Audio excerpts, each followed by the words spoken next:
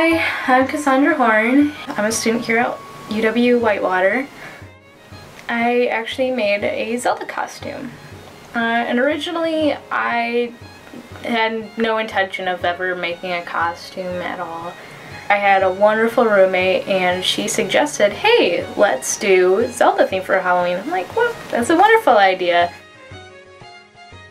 She decided she wanted to be Tetra from the Wind Waker game, and while I was looking at some of the other characters, I didn't really know very much about them. I've only played like one game and it was very much 8-bit, and it just, you can't really base a costume off of an 8-bit character. And she suggested, why not go for Zelda? It's a wonderful idea. I mean, I did look at some of the other characters and images they had online. Their costumes did seem a little bit easier to do, but Zelda was a very beautiful character, and she's probably one of the most famous female characters in video games that I could think of. So, that's what I went for. I had to base a few sketches and designs and separate how I want to make it. Anything from how to make the gloves, the skirt, the shirt, the scarf at the time, the tiara, and even the earpieces. It was basically pulling the character apart and separating to like what she was wearing and how I would make it. Well, the problem is I didn't really know how to sew. So I had to do a lot of research into how to make everything, even how to make the ears. I guess the most important part is, before you start on a project, is educating yourself.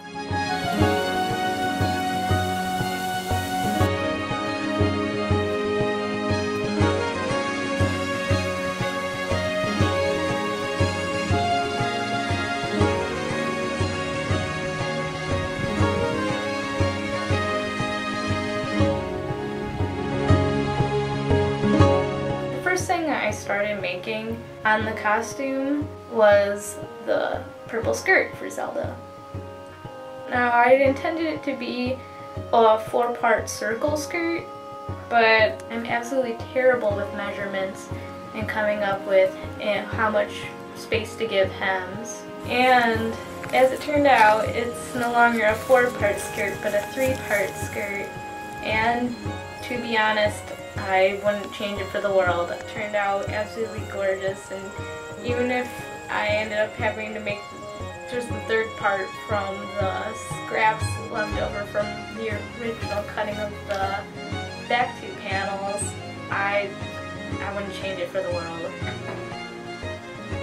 One part I don't particularly like about it right now is the fact that I didn't give enough space for the hem. I had intended for it to be as long as my ankles, so that way it would pretty much touch the ground without getting too dirty.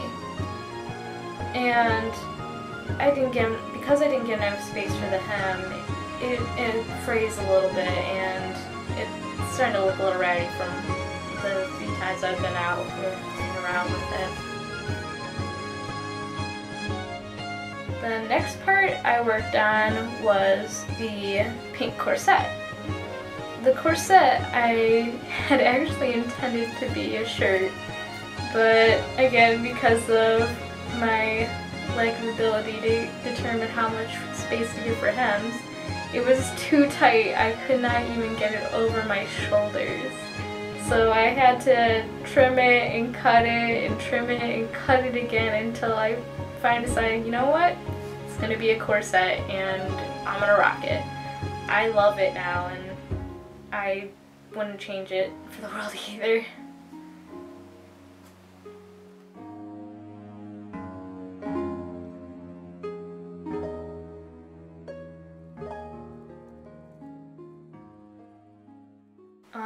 The next piece I made after that was the white underslip.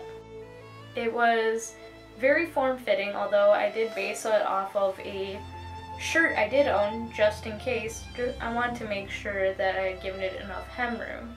Well, the hem was enough space, but the bottom wasn't wide enough to actually walk in. So I had to add another 2 panels to the side, very triangular in shape, just to widen it out. I based the idea for that off of bell-bottom pants, strangely enough. The part that I did after that was the ears. I started by taking a picture of both of my ears.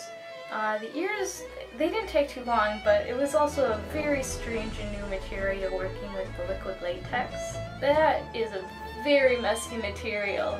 It took a while to get comfortable with using the liquid latex, but after I had sculpted out the design I wanted for the ears, it was basically a matter of painting and making sure that I'd put the liquid latex on thick enough so that way I could peel it off later without ripping holes in it. But it works fantastically with the white clay. It's a white baking clay and it doesn't dry, which made it perfect for making the ears. So after the ears dried, all I had to do was take some of my makeup and put it all over the ears, make sure it was my own flesh tone. And I had to glue both the front and the back side of the ears together so that way it can create almost like a glove, so I could just slip them right over my ears. I used spirit gum to keep the elf ears on my ears. It hurts to pull it off and you don't want to do that. So the next piece I worked on was the front piece, and while I didn't want to make it a tapestry, I ended up instead doing an embroidery. Again, I didn't know how to do an embroidery aside from what my Aunt Dipna had taught me when I went to go visit her in Texas when I was 12 years old. So I again watched a bunch of tutorials, and a lot of them were in Spanish. Bordado, y también quiero ofrecerles anticipadamente una disculpa por los ruidos del ambiente. One of my teachers had said that you don't really need to know the language to learn what it has to teach. You just have to follow what they do. And, you know, he was right. So I learned how to do the basic stitching, how to make leaf stitching, and also how to do the bead embroidery. So I started off by finding a pillowcase and cutting out the basic shape that I wanted. From there I came up with a design for the front piece, sketched it out, traced it onto the pillowcase with the light board, and I started sewing them. I only got about 5 inches of stitching done per hour, so it took me a lot of time and a tremendous amount of focus. In total, the front piece took me about a week to finish, but it was also the piece I'm most proud of. From there, I started working on the bow and arrow set and also on the quiver. The bow took me about 4 hours to whittle down from a birch branch that I had found out in the forest back behind the school. After whittling down and bending it and forming it, it came to a pretty nice bow shape. The arrows, I used bamboo, and I used that because they were hollowed out on the inside already, so I could just get ones that are big enough to screw in arrowheads on, and then I could just make the feathers out of duct tape and create a knock on the ends of them. I used leather that I bought from Indian Summer on the Summerfest grounds in Milwaukee for the quiver. In total, the quiver probably took me about 3 hours to make. The arrows took me about an hour to make. So in general, that whole set didn't take me too long. So I decided to give it a try, and it shot between 20 and 17 feet, but it was all within relative distance to one another that it wouldn't take me a while to pick them up.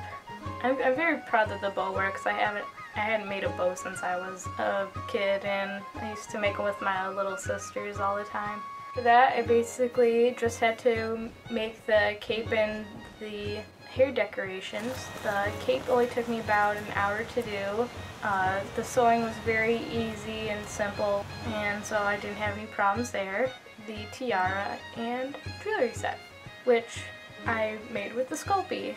I came up with this basic design and I sketched it out, tried to have everything look proportionately similar, and I then would trace out the pattern onto the Sculpey clay, and then I would cut it out, bake it, spray paint it, and just organize it in the way I wanted to. I had to make hooks to go on the back of it, though I had forgotten to do that when I was making it, when I had come up with the design. And unfortunately, the hooks I made for it kept falling off, but with a little hot glue, with a little hot glue, it stayed together pretty well.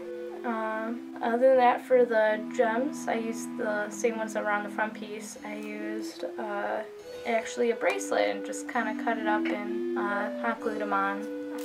Turned out pretty nice. And then for the earpieces, I basically just got like a bag of craft feathers, so that way they were pretty similar, so I could have like a set. And other than that, I just twisted it in some blue wire and designed them up a little bit with a little bit of gems.